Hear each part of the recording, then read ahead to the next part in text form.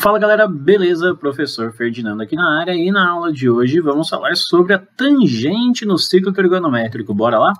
Inicialmente vamos lembrar o seguinte, se eu tenho aqui o meu ciclo trigonométrico onde A vai representar, por exemplo, aqui a origem dos arcos e eu percorro até esse ponto P, deslocando um ângulo alfa aqui no nosso ciclo, a gente fazendo a projeção no nosso eixo horizontal, temos essa medida representando o cosseno de alfa e a projeção no eixo vertical, temos essa medida representando o seno de alfa, beleza? Agora, imagina o seguinte, de O até P mede quanto? Se você respondeu 1, acertou, porque é o ciclo trigonométrico, ele tem raio 1, beleza? Só que se eu prolongo esse segmento até encostar aqui nessa reta aqui do lado, que é uma reta tangente à circunferência, porque ela só está tocando aqui em um ponto, que é a origem dos arcos aqui. Esse ponto X, a gente vai ver que ele tem um significado muito importante aqui para a gente, tá? Então, vamos pensar na seguinte ideia. Vou desenhar esse triângulo com destaque aqui no lado, para a gente falar um pouquinho melhor sobre ele. Vamos lá? Vamos imaginar, então, aqui esse triângulo. Ó. Aqui é o ponto O, aqui embaixo é o A e aqui em cima vai ser o X, tudo bem? Agora, vamos pensar o seguinte, este daqui é meu ângulo alfa, beleza? De O até A, mede quanto, hein? Se você de novo respondeu 1, acertou, porque de O até A, repara que é o raio dessa circunferência, e o raio do ciclo trigonométrico vale 1. De A até X, a gente sabe que é o cateto oposto a alfa. Portanto, galera, se eu escrevo assim, a tangente de alfa, não é o cateto oposto dividido pelo adjacente? Vai ser aquele tamanho AX dividido pelo adjacente, que é 1. Ou seja, dividido por 1 dele mesmo. Aquele segmento AX vai representar a tangente do ângulo alfa. E, galera, isso daqui não é exclusividade do primeiro quadrante, não, tá? Porque a gente está imaginando isso acontecendo aqui no primeiro quadrante. Só que agora vamos imaginar comigo nos outros, ó. Pensa assim, ó. Se eu estou trabalhando com um ângulo de 0 até 90 graus aqui em cima, ó, beleza? No primeiro quadrante, quando eu faço aquela projeção, vai cortar aqui a reta tangente num ponto em que, se eu imaginar que aqui é o zero da tangente, vai ser positivo aqui para cima, tudo bem? Agora, vamos imaginar o seguinte, no terceiro quadrante, também, se a gente imaginar qualquer ângulo que eu pego aqui, entre 180 e 270 graus, quando eu saio, por exemplo, passando pelo centro da circunferência sempre, tá? E pelo arco, o que vai acontecer? A reta vai encontrar a reta tangente também nesse ponto, que vai ser daqui para cima. Então, se você percebeu que tanto no primeiro quanto no nosso terceiro quadrantes, a gente tem isso acontecendo, já é beleza. Agora, vamos pensar o que acontece no segundo e no quarto quadrantes? Agora, vamos imaginar aqui, então, ó, segundo quadrante, eu estou pensando num ângulo de 90 até 180 graus, beleza? Agora, pega um ângulo aqui e aí passa pelo centro da circunferência. Ele vai encontrar a nossa reta tangente aqui embaixo, né? Encontrando embaixo do zero, a gente vai representar os valores aqui embaixo como valores negativos. Portanto, o mesmo vai acontecer no nosso quarto quadrante. Com isso, a gente resume a ideia de que os sinais da tangente vão ficar assim, ó. Positivos e negativos de que forma?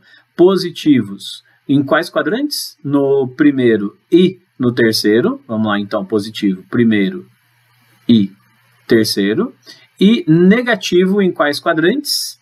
No segundo e no quarto quadrantes. Tudo bem? Essa daqui é a ideia dos sinais da tangente. Nos arcos de π sobre 2 e 3π sobre 2, ou seja, aqui em cima, π sobre 2, e lá embaixo, 3π sobre 2, e também nos seus arcos côngruos, né, gente, se eu der mais de uma volta, por exemplo, a tangente não está definida, galera. Por quê? Porque se você imaginar uma reta passando por esse ponto aqui, que é a representação do π sobre 2, e pela origem, ela vai ficar paralela a essa reta tangente aqui do lado. O mesmo acontece lá embaixo, lá no 270, que é o 3π sobre 2 também, tá bom? Então, nesses valores aqui na primeira volta, a gente não tem uma tangente definida. A tangente não existe, ok? Bom, Continuando, vamos falar de alguns valores notáveis agora, que isso aqui é importante. Ó. Por exemplo, se eu pegar o π sobre 6, que é o ângulo de 30 graus. A tangente de 30 nós sabemos que é a raiz de 3 sobre 3, ok? Vamos pegar o correspondente dela lá no terceiro quadrante, ó. No terceiro quadrante é o 7π sobre 6. Se você imaginar o prolongamento aqui, vai cortar no mesmo lugar. Isso significa que as tangentes de π sobre 6 e 7π sobre 6 têm o mesmo valor, que é a raiz de 3 sobre 3. E se eu pegar agora na família do π sobre 6, só que no segundo e quarto quadrantes, o que vai acontecer? Eu vou ter a tangente com o valor menos raiz de 3 sobre 3, porque lembra que nesse quadrante 1 é positivo, no quadrante 3 é positivo, no quadrante 2 é negativo e no quadrante 4 é negativo. O mesmo vale para a família, por exemplo, do π sobre 4. Tanto o π sobre 4 quanto 5π sobre 4, a tangente vale quanto? 1. Não é a tangente de 45 graus? No 3π sobre 4 e no 7π sobre 4, menos 1. O mesmo aqui na família do π sobre 3, dando raiz de 3 aqui em cima e menos raiz de 3 nos ângulos do segundo e quarto quadrantes, beleza? Bom, aqui, gente, esse gifzinho eu acho que eu já mostrei numa videoaula anterior, mas veja o seguinte, a representação dessa tangente, ó, ficando positiva no primeiro e no terceiro quadrantes e com valores negativos no quarto e no segundo quadrantes. Tudo bem? Essa ideia aqui é bem interessante. Tá.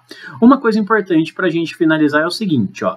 Lembra aqui do ciclo trigonométrico, né? Vamos imaginar o seguinte, pega esse triangulinho que a gente tem aqui, ó. Pega esse triângulo e vamos dar um destaque nele, ó. Eu tenho que o cateto oposto a alfa é o seno e o cateto adjacente a alfa é o cosseno. Galera, você se lembra que a tangente de um ângulo é o cateto oposto pelo cateto adjacente, né? Então, além de representar aquela ideia que eu comentei aquela hora sobre a reta tangente que passava na origem dos arcos aqui do lado, a gente também vai poder representar a tangente de alfa dividindo seno por cosseno. É lógico, né, gente, desde que o cosseno esteja com um valor diferente de zero, porque senão não existe aqui divisão por zero, né? Essa ideia aqui vai ser muito útil em alguns exercícios também. Seno sobre cosseno é a tangente do ângulo para qualquer valor que você pegar no ciclo trigonométrico, desde que o cosseno de alfa não seja zero. Como observação, vamos olhar para o 90? Lá no 90 graus, o que acontece? O cosseno de 90 é zero. Dividir por zero eu não posso, a tangente de 90 não existe, as coisas vão se fechando e dá tudo certinho, tá bom? Galera, é isso, bons estudos para vocês, um abraço e até mais.